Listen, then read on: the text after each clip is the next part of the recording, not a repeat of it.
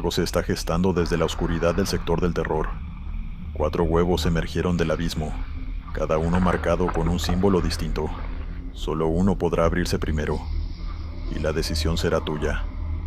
Al finalizar el video te espero en la sección de comunidad del canal, para votar por el que se abrirá pronto.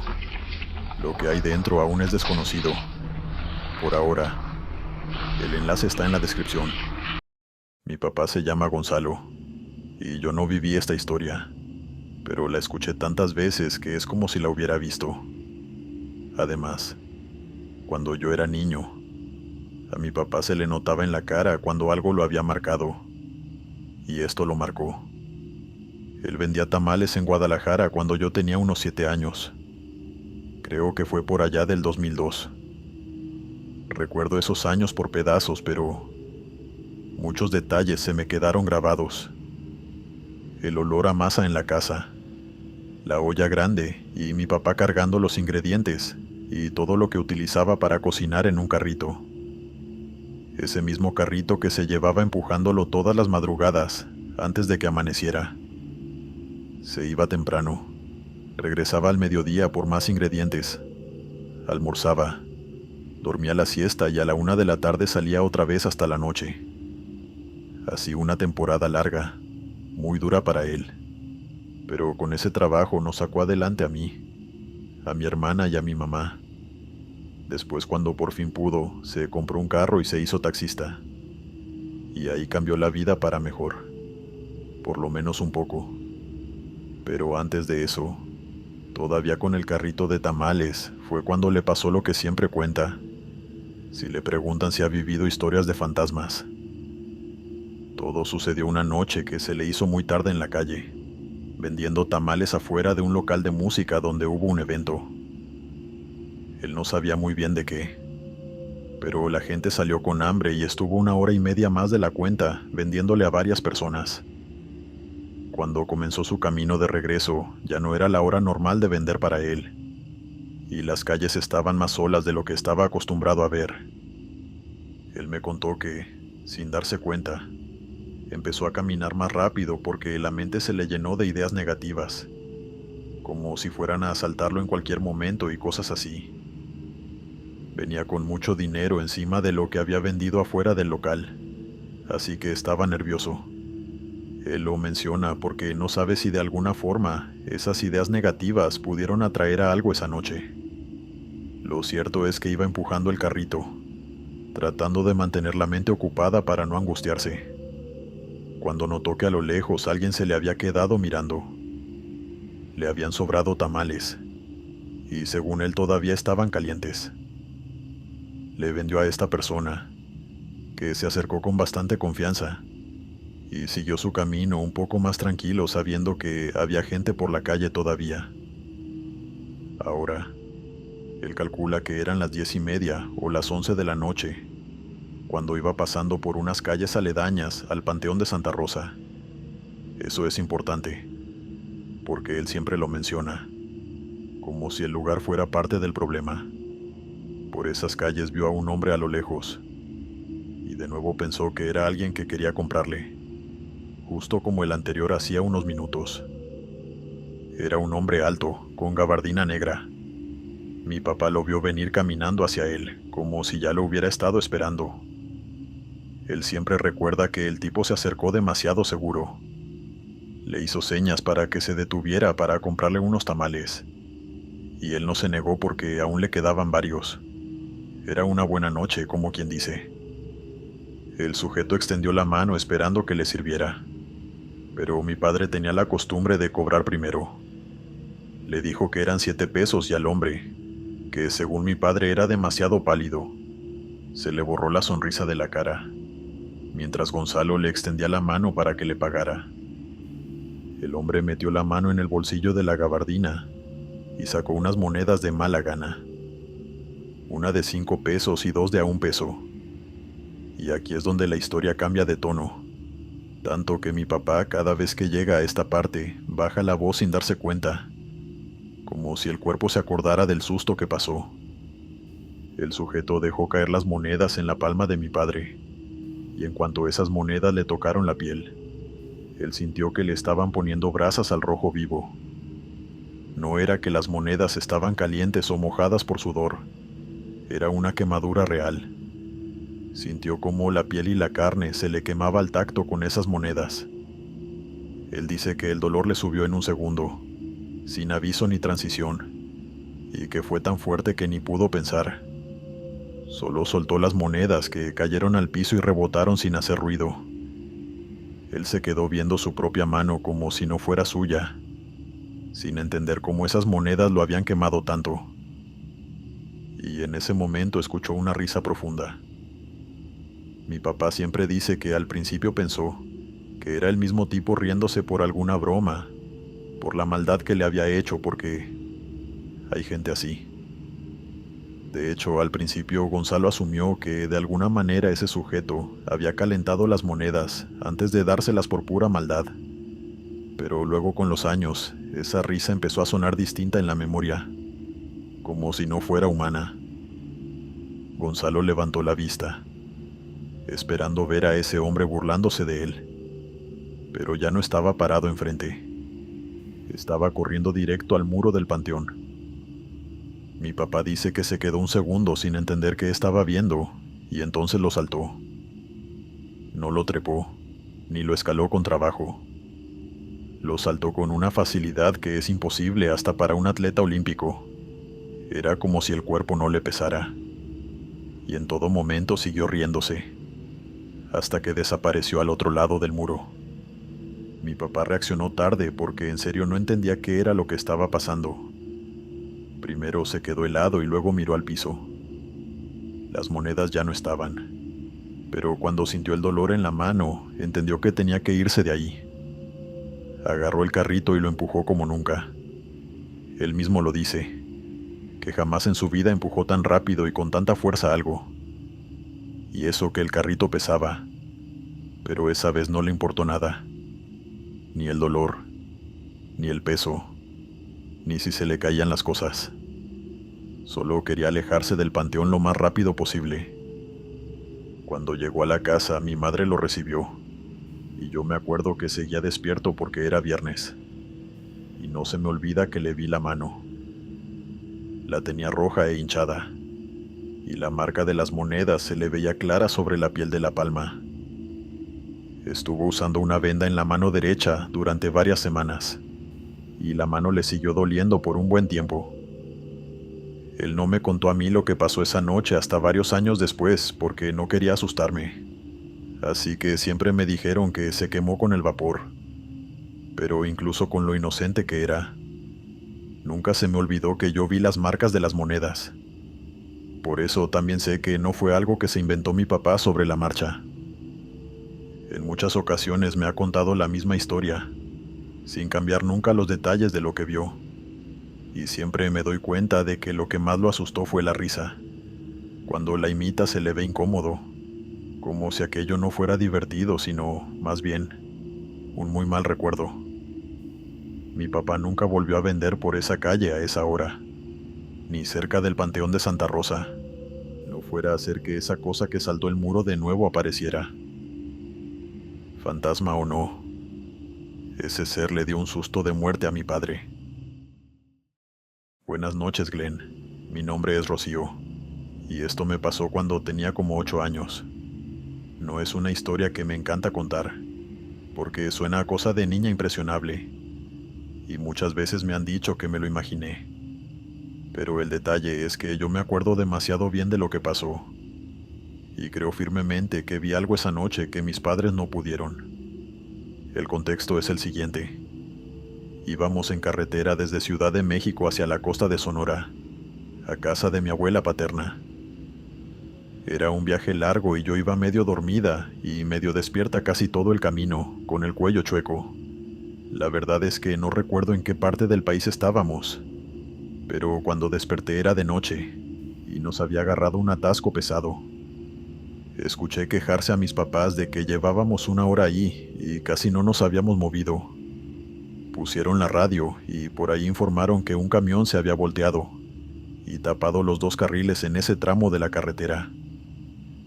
El caso es que nos quedamos ahí, sin avanzar. con filas de coches por todos lados que no dejaban ni avanzar ni retroceder hacia ningún lado. Con el tráfico detenido así, empezó a pasar lo típico. Gente de los pueblos cercanos caminando entre los autos vendiendo cosas. Y también pasaron niños haciendo lo mismo. De entre ellos un grupo de 4, pequeños de no más de 10 años. Pasaron caminando entre los carros vendiendo maní y frituras en bolsitas. A mí se me antojó mucho el maní, y como tenía 8 años y era algo consentida, empecé a ponerme insoportable para que me lo compraran.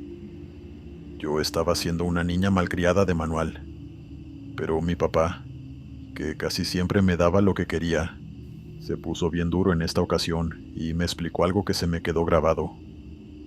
Me explicó que no le gustaba comprarles a niños porque al final el dinero se lo quedaban los adultos, y era como apoyar que los explotaran. Entonces me dijo que no, que me aguantara y en cualquier momento pasaba alguien más vendiendo maní. Yo no insistí, pero me quedé mirando. Justo en ese momento fue cuando lo vi. El grupo venía junto. 4 niños, uno al lado del otro o en fila cargando bolsas de frituras en varias cestas. Pero unos metros detrás venía otro niño más, unos años mayor que yo, pero no caminaba con ellos. Iba apartado como si no quisiera acercarse o como si no pudiera. Era más alto que los otros, así que imagino que tenía unos 12, y caminaba cojeando con mucha dificultad. Además, lo que me hizo ruido de inmediato fue la piel. Se le veía gris. No era moreno ni pálido como los demás, sino gris ceniza. Pensé que era por la luz de los carros, pero en serio se veía muy raro. A mí me dio una cosa rara en el cuerpo al verlo, pero no era miedo al inicio, sino más una incomodidad difícil de explicar. No entendía por qué ese chico iba tan apartado o por qué estaba cojeando, pero tuve el presentimiento de que algo no estaba bien. Entonces lo señalé por la ventana, así directo, y les dije a mis papás que venía otro niño con ellos, y les pregunté por qué tenía la piel gris. Esa no era la primera vez que yo le preguntaba a mis papás sobre cualquier cosa, y ellos siempre me respondían con mucha paciencia. Pero esta ocasión fue muy diferente. Mi papá volteó y me preguntó de qué niño hablaba. Yo lo volví a señalar, y mi mamá me dijo que solo eran 4. Yo insistí, porque yo lo estaba viendo clarísimo, caminando detrás del resto mientras se acercaban al auto por el terreno que estaba al lado derecho de la carretera. Lo señalé otra vez, ya sin vergüenza, y sin importarme si me veía o no, como hacen los niños cuando no entienden por qué los adultos no ven algo obvio. Y mis papás seguían insistiendo que solo eran 4. Ambos se estaban molestando porque pensaron que yo estaba jugando y burlándome o algo así. Y de pronto el niño apartado, ese de piel gris, se volteó y me miró. Yo me congelé, porque en ese segundo entendí algo que me dio mucho miedo. Si yo lo veía y mis papás no, entonces ese niño no estaba ahí como los otros. No era normal. Y lo peor fue que su mirada no fue de ¿qué ves, niña? Fue como si se diera cuenta de que por fin alguien lo había notado. Hubo un brillo en sus ojos, y comenzó a acercarse al carro. Yo me eché para atrás en el asiento, de puro instinto. Me acuerdo de que mi cuerpo reaccionó solo. Me quería esconder en cualquier parte. El corazón se me aceleró, como si me hubiera asomado a un lugar donde no debía. Y cuando volví a mirar hacia donde estaba, ya estaba más cerca del coche. Yo había volteado un segundo nada más, y cuando volví a mirar ya estaba pegado a la ventana. Pero mis papás no lo veían y solo preguntaban qué me pasaba. Fue como si en un momento estuviera lejos, y al siguiente ya estuviera casi al lado de la ventana, todavía cojeando, todavía con esa cara apagada, pegada a la ventana, mirándome mientras yo buscaba meterme bajo el asiento. Y luego desapareció. No se fue hacia atrás y corrió detrás de su grupo de amigos. Ni siquiera se metió en otro auto o algo así. Simplemente dejó de estar. Como cuando un televisor se apaga y la imagen que se veía nítida simplemente dejara de estar. Yo pegué un grito y comencé a llorar en serio. Mis padres hicieron lo típico: tratar de calmarme, preguntarme qué vi y tratar de convencerme de que estaba cansada o que había visto mal, que solo me estaba sugestionando a mí misma por querer hacerles una broma. Justo por esa última razón me regañaron, porque para ellos yo estaba inventando y luego asustándome sola. Yo me enojé mucho porque yo sentía que me estaban diciendo mentirosa, pero yo no estaba inventando nada.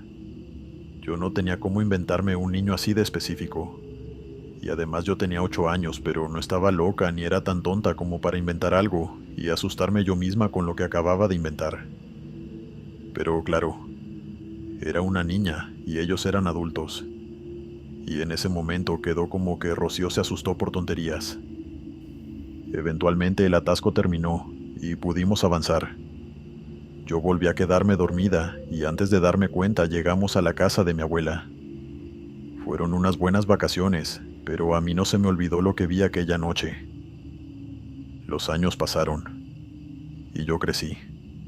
Actualmente tengo 32 años y aunque evitaba contar esa historia porque me daba rabia que me dijeran que lo imaginé, de vez en cuando se lo recordaba a mis padres, asegurándoles que yo no inventé nada. Sin embargo, ellos no estuvieron del todo convencidos, hasta que hace pocos meses salió el tema de ese viaje y el accidente que causó el atascón.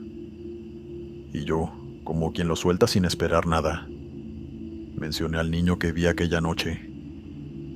Mis papás se quedaron callados, y por primera vez no se rieron ni me corrigieron por mentir. Mi mamá dijo algo como que esa noche yo me había asustado de verdad, que no fue un berrinche, pero por más que ellos veían alrededor no encontraron a ese quinto niño que yo tanto deseaba ver. Y mi papá, aceptando la cosa a medias, me dijo que sí se acordaba de cómo me puse, y que lo único que no le cuadraba era que yo describía lo mismo cada vez, sin cambiarlo ni un poco. No fue una disculpa completa, pero para mí fue suficiente, con que admitieran que algo tuve que haber visto esa noche para haber reaccionado de esa manera. Además, los disculpé porque por fin entendí que no lo habían negado por maldad, sino porque de verdad no lo vieron. Y yo no sé qué era ese niño. No sé si fue un efecto de luces, cansancio o mi imaginación, pero sí sé esto. Yo vi a un niño apartado de un grupo, cojeando y con la piel gris como si la tuviera cubierta de cenizas, mirándome como si le diera gusto que alguien lo notara. Hace unos años vendía globos en un malecón. Tenía globos con formas, de personajes específicos y todo eso.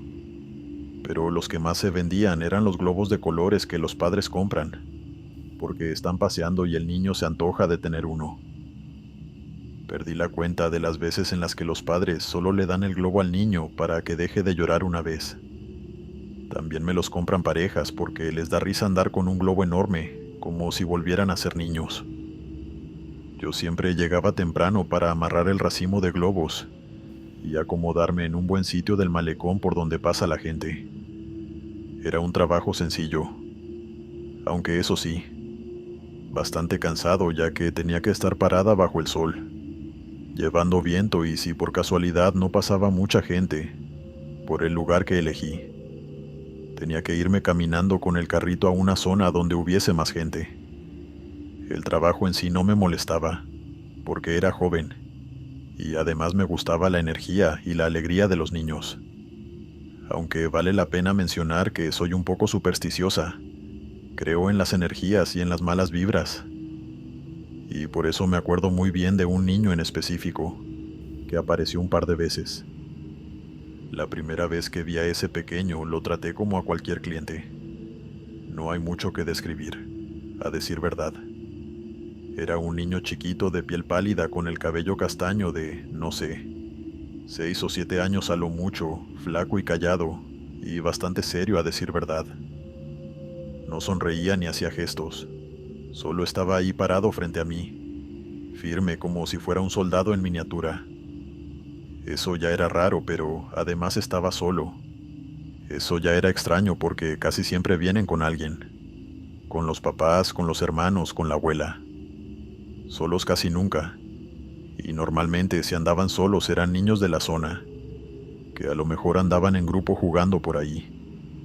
Pero él estaba ahí, solo, mirándome fijo mientras yo atendía a otros clientes. Muy paciente, debo decir. Cuando terminé de atender a los que estaban delante de él, y nos quedamos solos, se plantó frente a mí y señaló firmemente el globo rojo. Yo le dije el precio del globo, y el niño sacó las monedas exactas. Me las puso en la mano, agarró el globo, y se fue caminando tranquilo con su globo en las manos, sin decir gracias ni nada. Yo me le quedé mirando fijamente, esperando ver que se unía a un adulto o a un grupo de niños. Pero antes de darme cuenta, ese pequeño y el globo desaparecieron entre la multitud de personas que caminaban. No quiero dar la impresión de que le di muchas vueltas al asunto. Solo pensé que era un niño demasiado serio para ser tan pequeño y ya. Pero a la semana siguiente volvió, con la misma ropa sencilla, un pantalón marrón, una camisa azul sin ningún dibujo ni insignia, y la misma cara seria y tranquila de la última vez. Era imposible no reconocerlo. De nuevo esperó pacientemente a que todos los otros clientes se fueran. Y cuando estuvimos solos, señaló en silencio un globo rojo, idéntico al que se llevó la última vez. Esta vez no esperó a que yo le dijera el precio para darme las mismas monedas exactas. Y de la misma forma que la última vez, ese pequeño se fue caminando sin voltear. Yo de nuevo intenté seguirlo con la mirada, pero algo me distrajo y cuando volví a mirar, ese pequeño ya se me había perdido entre la gente. Ahí ya me empezó a llamar la atención, porque los niños cambian de gustos tan rápido como ensucian la ropa. Un día quieren el globo azul, otro día quieren el que tiene cara de Pluto. Pero ese no, siempre el rojo. Además, también noté otra cosa, y es que por las noches, cuando contaba lo que había vendido y lo que había ganado, me daba cuenta de que me estaba faltando lo de un globo. Recordé que la semana anterior había sido igual, pero ojo, yo no asumí que el niño tuviera algo que ver. Solo noté la coincidencia de que ambas cosas pasaron el mismo día. 2 veces.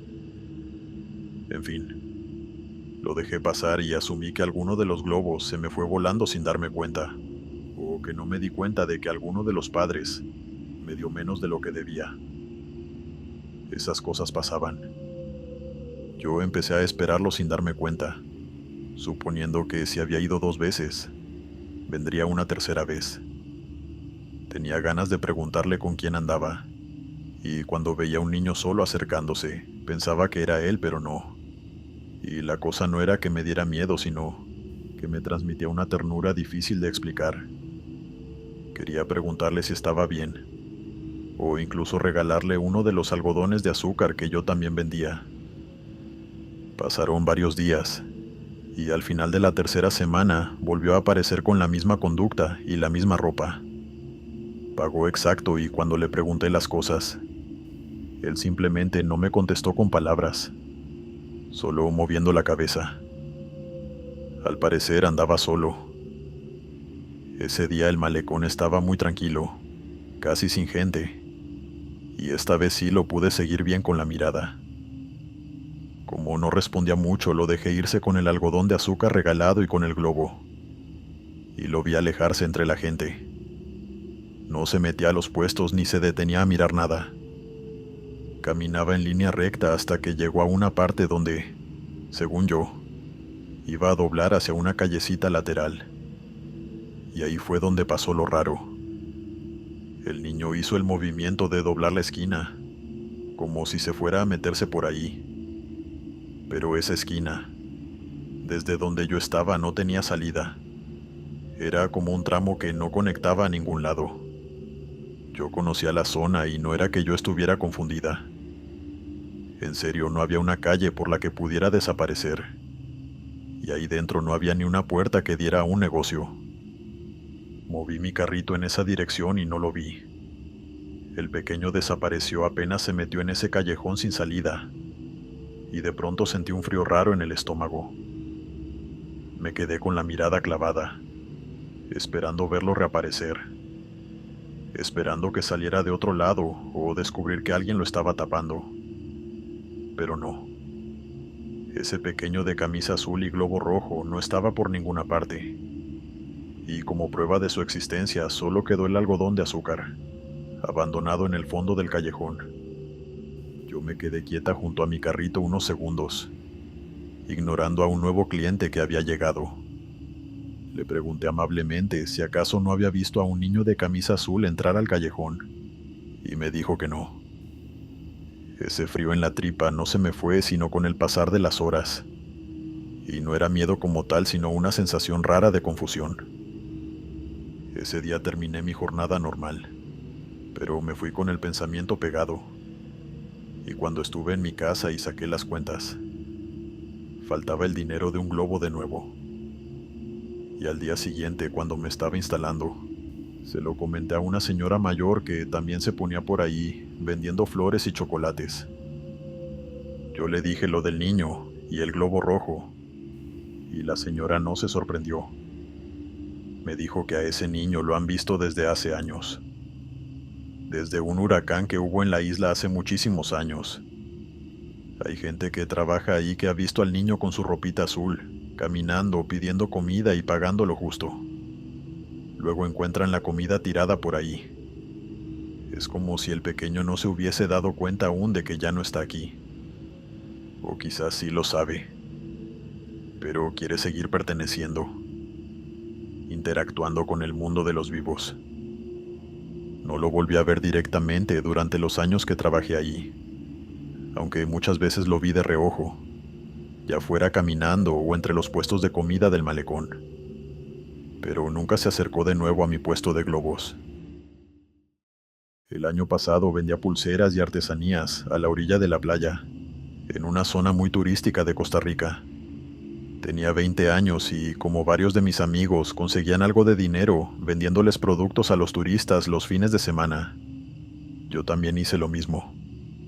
A eso de las 5 de la tarde montaba la mesita, un mantel para que todo se viera más bonito, y empezaba a acomodar las artesanías que hacíamos yo y una amiga para venderlas en la tarde-noche, que es cuando más gente caminaba por esa parte del malecón. Era buen lugar, con muchas familias y parejas, y algunos locales de por ahí cerca ponían música. Además, estaba bien iluminado, por lo que la gente se sentía bastante segura.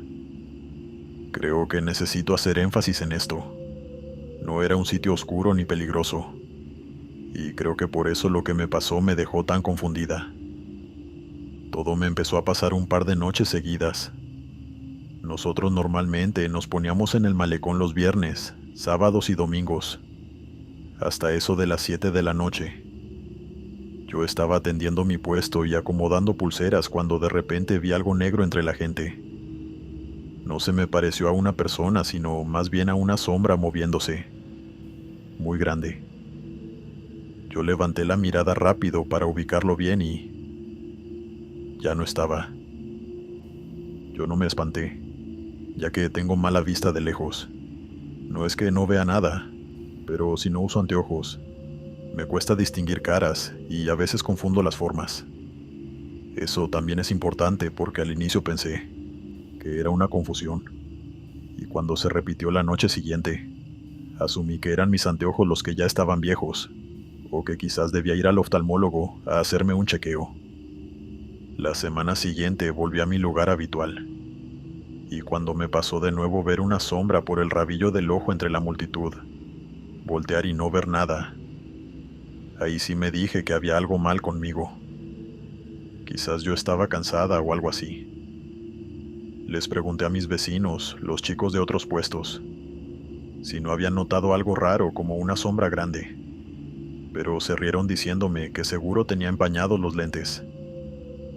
De nuevo asumí que era normal, porque al estar viendo objetos pequeños durante tanto tiempo, era posible que la vista se me estuviera cansando y eso me hiciera ver cosas. De hecho, es algo que yo misma he sentido en otros momentos. Así que cuando al día siguiente volvió a pasar que noté esa sombra en específico, lo ignoré y no hice ni el esfuerzo de voltear a mirarla. Sin embargo, me sentí extraña porque en mi cabeza algo hizo clic, y es que siempre era la misma figura. Volteé a mirarla a última hora, cuando ya la noté lejos, y obviamente no la logré ver de lleno. Eso me asustó un poco y me molestó, porque no entendía qué le estaba pasando a mi vista. Todo cambió una semana después. Fue la última semana de julio del año pasado. Me acuerdo bien porque esa temporada trabajé un montón, y esa noche, justo esa noche, sí llevaba los anteojos bien puestos desde temprano. Había ido al oftalmólogo recientemente y me había dicho que todo estaba en orden con mi vista y que no necesitaba cambiar los cristales por el momento. Yo veía bien, veía caras, veía lo que traían puesto, veía las pulseras en la muñeca de la gente. No tenía excusa para estar viendo cosas. Creo que eran las 8 y estaba acomodando unas pulseras que había movido una clienta, cuando levanté la mirada porque sentí que alguien se acercaba a la mesa. Y ahí lo vi. No fue confusión ni un creo que vi algo, sino una aparición real y muy clara que duró varios segundos. La silueta que había estado viendo por casi un mes estaba ahí. Era una silueta oscura caminando entre la gente. Pero no era alguien vestido de negro, sino que era como si fuera un bulto negro con forma de persona, demasiado alto como para que los demás no lo notaran. Era como si alguien estuviera envuelto en una bolsa negra grande, de esas gruesas y brillantes que se usan para la basura. No le vi cara ni manos, y como había mucha gente caminando de un lado para otro, tampoco pude verle las piernas, pero sí noté que se movía. Mi mente intentó buscarle sentido a esta imagen, como si fuera una persona, pero no logré distinguir su cara, ni le vi detalles de ropa. Solo negro, alto y sin llamar ninguna atención. Caminaba normal, al ritmo de la gente, como si supiera cómo mezclarse sin que se dieran cuenta de su presencia.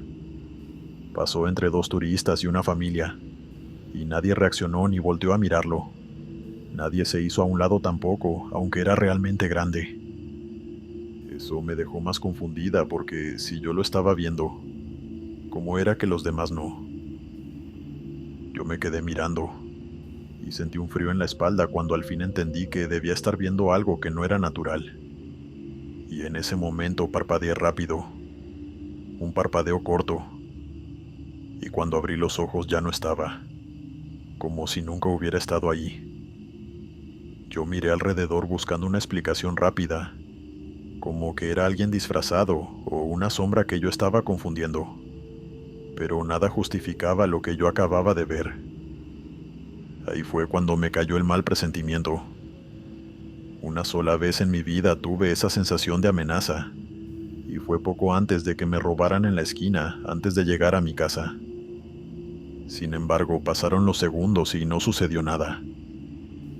Esa noche recogí todo antes de tiempo para poder irme a mi casa, y en lugar de irme a pie como siempre pedí un Uber.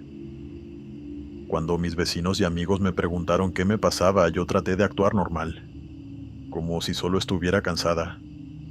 Pero por dentro yo quería irme porque sentía que esa cosa negra que acababa de ver era una señal de mala suerte. Todo el camino de regreso a casa estuve peleando con mi cabeza, convenciéndome de que solo había visto mal, pero mi cuerpo no estuvo en calma hasta que llegué a mi casa. Mi madre me ayudó a guardar todo, y al día siguiente mis amigos me dijeron que menos mal que me fui temprano, porque un carro se salió del camino, justo en dirección a donde estaba mi puesto. Coincidencia o no, pude haber tenido un accidente esa noche. No volví a ver esa sombra nunca más, ni esa semana, ni después. Desde esa noche del año pasado, me quedó claro que algo horrible se ocultaba a simple vista. como una profecía de que algo malo podía pasarme. O quién sabe, quizás esa cosa estaba planeando de una forma sobrenatural que algo me pasara. Y verla fue la única diferencia entre que yo esté escribiendo hoy aquí o no. Ese verano me quedó algo bien feo, que no importa si el lugar está iluminado, que no importa si hay gente. A veces igual aparece algo que no sabes cómo nombrar, y lo ves tan claro un segundo que te cambia la forma de mirar para siempre. Porque yo entiendo que suena como sugestión. Yo misma intenté explicármelo así, pero te lo digo con honestidad. Esa figura no se me olvida. Y cuando lo recuerdo, se me aprieta el estómago igual que esa noche. Durante todos los años que vendí pan dulce en una plaza de aquí de Ensenada, atendí a muchos clientes, pero de entre todos me acuerdo perfecto de una señora en especial. Y mira que en Ensenada, cuando vendes en la calle, se te cruzan 1000 caras al día. Pero la de ella se me quedó grabada por una serie de sucesos que no sé bien cómo explicar. Como dije, hace unos años vendía pan dulce en la calle. Era un trabajo muy cansado, porque no es solo pararte en una esquina a vender. Yo misma hacía mi pan. Estaba parada desde temprano, sonriendo y aguantando frío. Además, a veces tenía que aguantar a la gente que regateaba los precios como si uno estuviera jugando. Pero con los meses me hice de clientela fija, que en cuanto me veían se acercaban y ya ni me preguntaban el precio. Entre ellas estaba esa señora. Nunca supe su nombre, pero la reconocía porque tenía el cabello güero, bastante bonita. Para mí siempre fue la señora de las 7, porque esa era la hora a la que pasaba religiosamente todos los días. Y una vez a la semana, casi exacto a eso de las 7 de la tarde, ella se me acercaba para comprar. Yo ya sabía que los martes a las 7 iba a aparecer. Y sí, ahí llegaba caminando rápido, con ropa de oficina. Se veía cansada, y aún así siempre traía una cara de alegría bastante contagiosa. Pagaba sin drama, no me regateaba ni me trataba feo por mis precios. Un día, ya después de muchas semanas, me dio curiosidad y le pregunté para quién era tanto pan. Me preocupó estar siendo demasiado metida, pero ella me sonrió, como con orgullo, y me contestó que para sus hijos, porque los martes cenaban pan dulce, y ya se habían acostumbrado.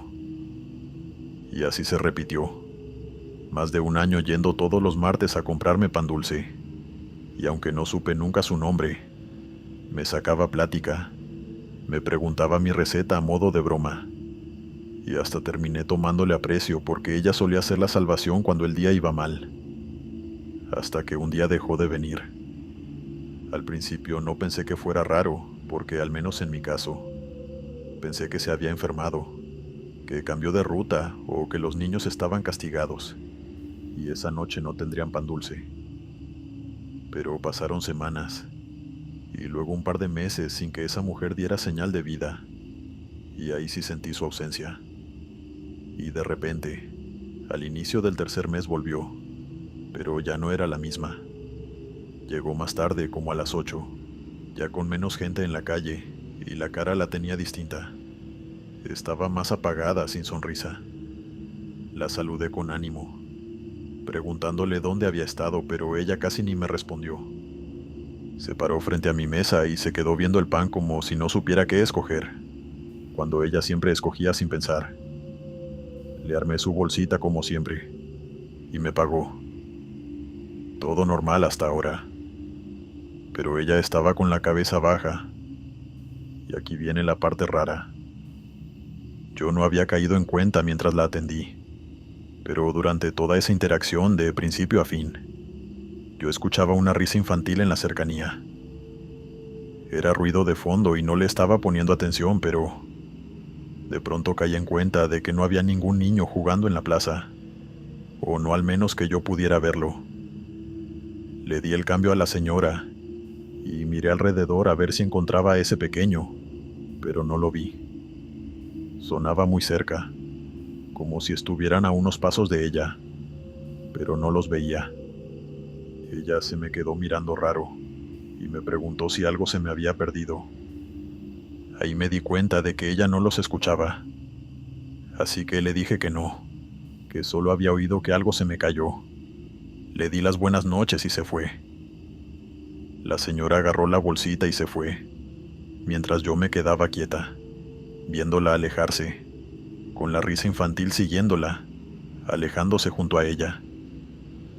Esa noche me fui a mi casa con esa sensación extraña, pero me dije que estaba imaginando cosas, y lo olvidé. Pasó una semana, y el martes a las 7:30 esa señora volvió. Otra vez tarde y con el ánimo apagado.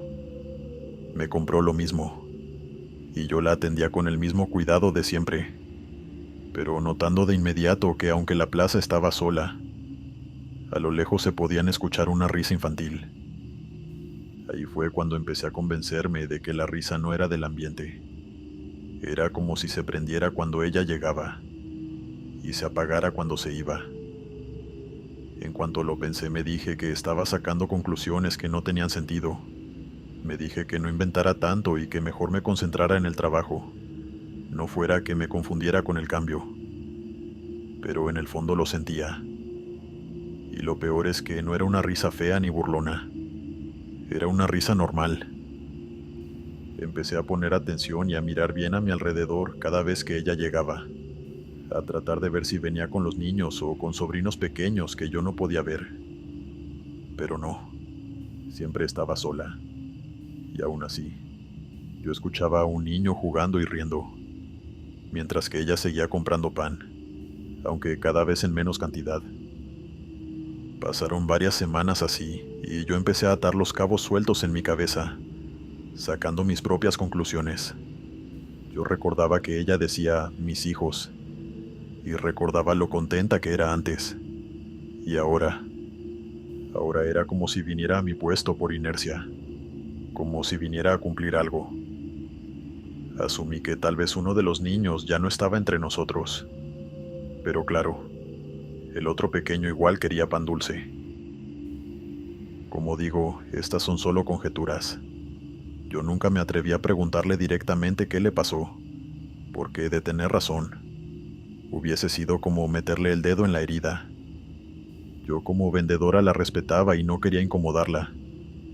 Hasta que un día no sé por qué se me salió. Ella estaba pagando y yo le pregunté cómo estaba la familia.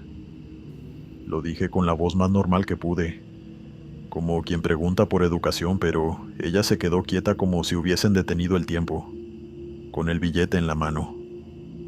No me contestó ni una palabra. Nada más se le aguaron los ojos y se le salió una lágrima. Y a todas estas el niño no dejaba de reír y jugar. A mí se me apretó el pecho al darme cuenta de lo que había hecho y quise disculparme, pero no me salían las palabras. Ella agarró la bolsita con las dos manos y se fue. Y mientras se alejaba, otra vez, las risitas de un niño jugando que yo no podía ver se fueron detrás de ella. Como siempre, en cuanto ella cruzó la esquina, las risas se apagaron. Después de eso, la señora volvió unas semanas más, aunque cada vez menos. Aceptó mis disculpas y me dijo que yo no había hecho nada mal, pero tampoco me dio explicaciones. Luego simplemente dejó de ir a mi puesto y nunca la volví a ver. Yo no sé qué fue de ella ni de su hijo, pero mi cabeza ha estado intentando buscarle sentido y ha sacado sus conclusiones. No había niños cerca y de eso estoy segura. Por eso pienso que algo estaba aferrado a esa mujer, y por la tristeza que cargaba consigo. Me es imposible no pensar que uno de sus hijos estaba acompañándola desde otro plano. Puede que no sea la historia más aterradora, pero a mí me dio escalofríos durante meses. Solo espero que la señora logre sobrellevar el dolor con el tiempo, y que vuelva a sonreír como lo hacía antes. Mi nombre es Víctor y esto me pasó a finales del 2021. Yo manejaba un food truck en Ciudad de México, por la zona entre la Roma y la Condesa. Mi compañera Laura y yo vendíamos ramen y otros acompañamientos. Y cuando digo ramen en serio. Nosotros hacíamos los fideos, el caldo y todo lo demás. Nada de ramen de paquete. Este detalle es importante para más adelante, porque teníamos 2 ollas con agua hirviendo y caldo caliente, en una van que apenas tenía espacio para que ella y yo trabajáramos de pie. Lo cierto es que habíamos empezado con este proyecto unos años atrás, y por culpa de la pandemia habíamos parado, pero estábamos retomando y yo volví a adaptar mi van. Era grande, pesada, aunque por dentro era estrecha por todo el equipo. Lo cierto es que para que se mueva, se necesita que la empujen con mucha fuerza. La noche que todo pasó estábamos en la Roma, cerca de una plaza. Eran más o menos las 12 de la noche y estábamos cerrando. Yo tenía el cuerpo en automático porque estaba muy cansado. Me mantenía limpiando y guardando todo sin pensar en nada específico. Y a todas estas los demás negocios ya se habían ido. Nosotros nos estábamos tardando porque habíamos vendido bastante y quedaba un desastre que acomodar. La calle estaba tranquila, todavía con algunas personas yendo y viniendo, pero ya no con el ruido de hace unas horas.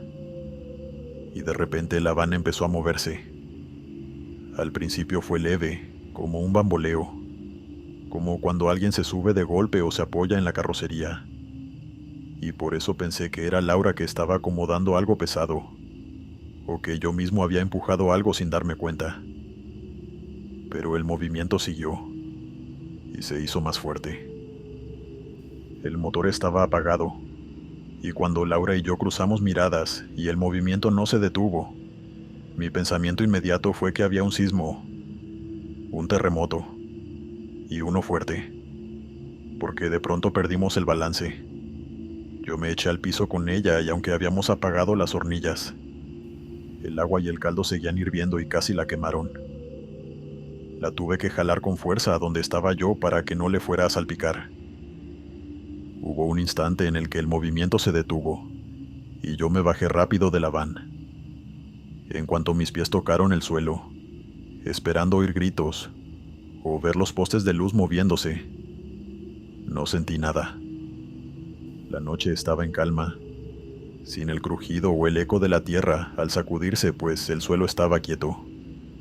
Me di la vuelta hacia la van y se seguía moviendo, pero el suelo bajo mis pies estaba inmóvil, así que pude confirmar que no era un sismo. Laura se bajó corriendo cuando le hice señas, ya que asumí que alguien nos estaba jugando una broma pesada. Y eso me molestó porque a mi amiga la pudieron haber quemado con el agua caliente. Nos fuimos alrededor bastante rápido, esperando ver a un grupo de chicos empujando la van con todas sus fuerzas, pero le dimos vueltas y nada. Y aún así, esa van se seguía sacudiendo como si le hubiésemos puesto hidráulicos. Recuerdo claramente que Laura y yo nos quedamos juntos viendo, con los ojos bien abiertos, cómo la van se movía de un lado a otro unos segundos más, antes de detenerse. Estábamos tan incrédulos por lo que acabábamos de presenciar que ella se quedó vigilando la van, y yo me fui a caminar alrededor de la cuadra, esperando escuchar a un grupo de chicos riéndose, o algo así. Pero nada. No encontré ningún bromista, y tampoco encontré signos de un golpe sobre la carrocería de mi van. Así que un choque no pudo ser. No había explicación. Lo más desesperante es que el movimiento era real y lo estábamos viendo los dos al mismo tiempo. Laura se volvió a subir a la van mientras yo buscaba y el agua todavía se agitaba. O sea que no fue nuestra imaginación ni sugestión de uno de los dos. Cuando volví revisé también los amortiguadores, los neumáticos, a ver si uno se pinchó. No sé, solo estábamos buscando una explicación lógica, pero estuvimos media hora perdiendo el tiempo y no descubrimos qué fue lo que pasó. Aquello había durado tal vez unos 40 segundos. Fue largo, y lo sentimos 2 personas, así que no nos sentíamos cómodos diciendo que lo habíamos imaginado y ya. Laura además es la persona más escéptica del mundo, así que por nuestras cabezas no pasaba ni la remota idea de que hubiese sido algo sobrenatural. Pero si no era eso, ¿entonces qué? Esa noche terminamos de guardar más rápido que nunca, un poco molestos por sentir que alguien nos había hecho una broma, y casi quemó a Laura sin que pudiéramos hacer nada. Pero con el tiempo, yo sí empecé a creer que algo raro nos sucedió. Lo más raro es que jamás nos volvió a pasar, ni en Roma, ni en Condesa, ni en ningún otro lugar al que fuimos a vender. Y eso que hemos trabajado un buen rato con esa misma van, en las mismas calles, con los mismos horarios. Y si nos preguntan qué fue eso a día de hoy, no lo sé. Laura se molesta cuando le digo que un fantasma nos sacudió la van. Pero es que no se me ocurre otra cosa. Sismo no fue. Lo sé porque el piso no temblaba cuando nos bajamos, y aún así la van se seguía moviendo. Alguien empujando tampoco, porque rodeamos la camioneta y no había nadie. Y la van se seguía moviendo. Falla mecánica, no sé, porque después la revisamos y estaba normal. Y además una falla no te hace tambalearse así, como si te sacudieran. Supongo que nunca lo sabremos,